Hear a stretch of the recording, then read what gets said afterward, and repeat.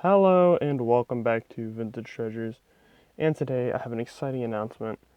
Now, I went yard sailing a couple days ago, and I wasn't finding much until I came to the second to last sale, and this find is absolutely amazing. So amazing, in fact, that this isn't even a haul video. This is a figure review, and as you likely saw in the thumbnail, this is what we'll be talking about today. So here we have the 1991 Krang android body. Now, I've been on the hunt for this thing, uh, well, I guess forever.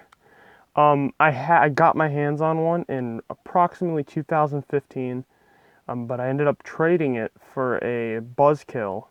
If you don't know who that is, I can't really show you because it's on my display pretty far back considering its size. Buzzkill is one of the Mega Mutants, and he is a villain in that series. I'm sure you can find plenty of pictures on Google, uh, but he's pretty expensive as well. But until I got this guy and looked him up, I did not even realize the ballpark. For a figure like this, uh, you know, it's from the vintage Ninja Turtles line, and it's from 1991, so it's pretty late, as well as being a core character. This thing was gonna have a hefty price tag, but when I looked it up on eBay, and yes, these are mint comps. We'll go through it in a second. Mine's definitely not mint, but it's in relatively good condition. I saw these go for as much as $300 just complete without the box, and mine obviously has wear and tear. You can see that already, but still, it's amazing to see how much this thing is worth. This Krang right here, the actual Krang himself, if you're not familiar with this, there's two different versions of Krang. Well, actually, there's several. But as far as this mold goes, there's two different distinct versions. You have this version of Krang, and then you have this version of the Krang, which, if you look here, you can see he has painted eyes, painted teeth, and that's common throughout. You have the eyes and the teeth painted. But as you likely noticed, this one, who came with the android body, does not have paint apps for his veins. And you might be wondering, how much of a deal is that? Now, just to get you an idea of how much this thing is, this guy right here who came with him, the veinless one, sold recently for $40. Now, that might not sound like a lot, especially for vintage toys, but this is just a piece of that over there. And as you can see, it's a quite small piece, considering everything. Now, if you're wondering why there's no paint apps on the veins, well, first of all, they save money, but to be less vague, the Krang retailed for about $15 in 1991, and the figures ranged from 5 to 7. If they're on sale, $3.99 I saw a lot on the price tags. So even though it costs 3 times as much, you're getting a lot more plastic. You can see the proportions here with the original 89 Krang next to the android body. You're getting a good amount of plastic.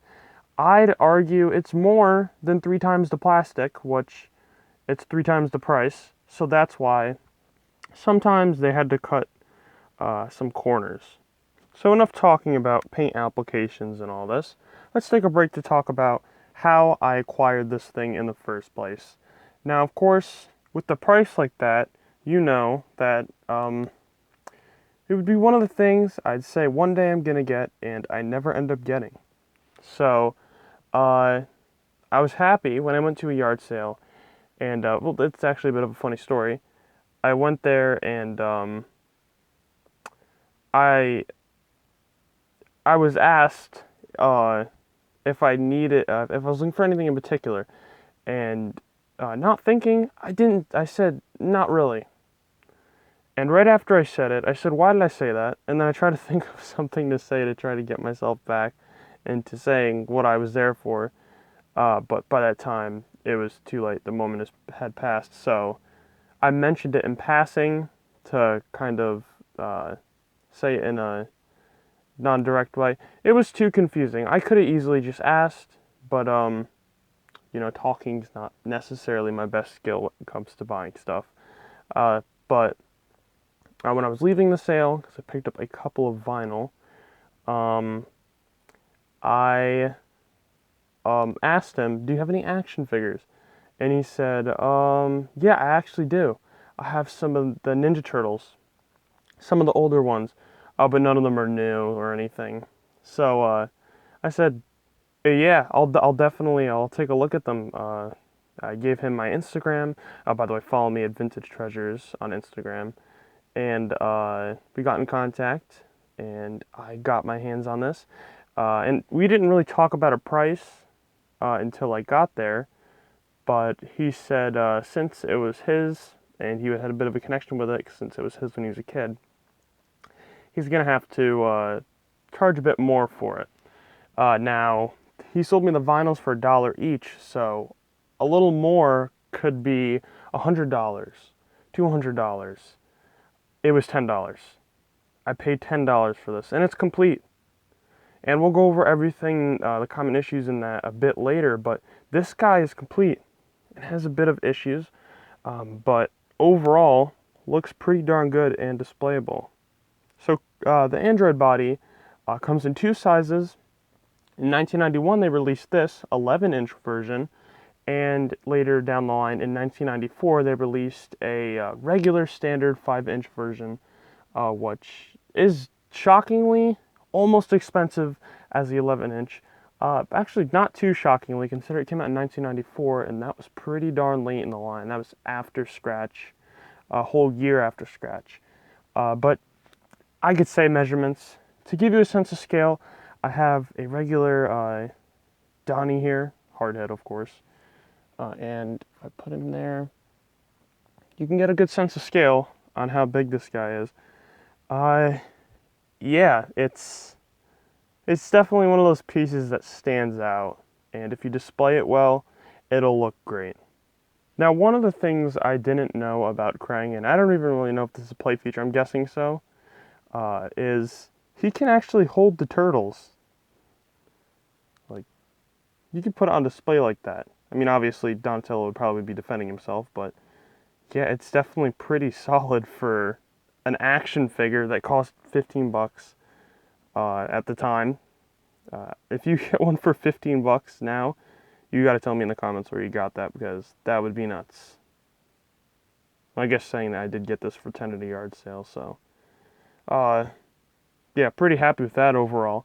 But let's get into the condition of mine personally. We have some wear on the vest, and just some wear on the metal pieces in his legs. On the bottom of one of his boots, he has paint loss, a paint rub there, some more paint loss on one of his boots. Well, the other one's in pretty good condition. We have a sticker on the back, and that missing paint transfers onto the back as well. So we're missing a bit there. And also there's some of those marks, which I can't seem to get out. They're not as noticeable. It's like a little brown mark. I can't really get it out. Mine's in pretty good condition, but some common issues I see with these guys, and if you're looking for one, something you're going to want to know, because sometimes people list these and have no idea that some of this stuff is missing or broken. First of all, the vest comes off. It's not supposed to, but it can, because it's a different type of plastic, so it doesn't crack or anything. The door comes off. It's a lot easier when you're not doing it intentionally, but the door does come off. Check this for yellowing and cracks, and if you can, get a picture like that, because you see it's yellowed, but mine's not too bad personally, but I have had, the one I had before had a crack in it because there's scuffs in there. I think that's something that's going to be on all of them unless you buy one mint. Of course, sticker issues, and general loss on this, but you could fix that up with a metallic marker if you wanted. But the elephant in the room, and if you're a Ninja Turtle collector and have been for a while, you'll probably know this, is this antenna right here. It's gotten pretty darn hard to find a Krang with the antenna. And when I saw that antenna, I don't know. It was just something. It was like icing on the cake. I guess the best way to put it. It was great. These can be missing a lot, and this is the thing I'd say most that people don't mention in listings on eBay, because they probably don't even know about it. They do break off. It's made out of the same rubbery plastic material as his vest, so it's not as like, I don't know, likely to break as like a harder plastic like this mech suit for the original '89 Krang. But it definitely still does get bent and break. You see it has a bit of give there. But I don't even want to touch it too much because if that falls off, oof, that would hurt. That would hurt. But yeah, just look at the bum. Just like on any other figure, it can have paint rubs on there. I think the color is yellow, and the casting plastic's yellow, and they painted this red. So definitely check the bum, and really any of these spots that stick out. The back of the boots, I guess the bottom of the boots, and definitely the tips of the toes on the boots. There's the foil, the mirror foil on the inside of where Krang sits. And obviously, you're going to have to make sure, because I've seen it before, that is the Krang with no veins. Unless you're getting a deal, if you're going to pay full price, make sure you're getting the full thing. Because I've seen it before. You have the blue Krang, because it is the same exact mold. Pop that baby in there. It fits in there. And I'm sure there's people who have bought one, not thinking, got it, and was like, oh, dang it, I didn't look. So don't be one of those people. Just make sure you look it over real nice. Because as I said, one of them sold recently for $40. And I'd hate to have to buy a brain for my robot because I didn't look very close. It is easy to miss, but if you're looking, you'll notice it. Also, I did want to mention, if you're trying to get your Krang in your android body, his arms, unless you can find a different way, tell me in the comments, please, because this is probably the least pleasing thing about this whole thing. Because of the scale of this thing, and it had to retrofit this mech suit around it, and it was quite big because it had to fit in this seat and still like a full-size figure. You have to bend his arms back. Now they're on a swivel joint, so they're not going to break or anything, but it just doesn't look as appealing as, say, if you could put him in there with his loops in the front. Just something to consider. You know, because some people that could be a deal breaker on a $300 item or $200 item, depending on what you want your condition to be. But yeah, definitely something to look at. And looking from a toy perspective, and I guess a collector's perspective, we have articulation in the upper arm, very stiff. It was on my one I had before as well. In this arm, on this arm, you could do a 360 with little to no issue. We have swivels, 360 on the wrists, both of them. We have an open hand and a closed hand to grapple figures. The hinge on the door, obviously. And then we have it here at the legs. These do a 360.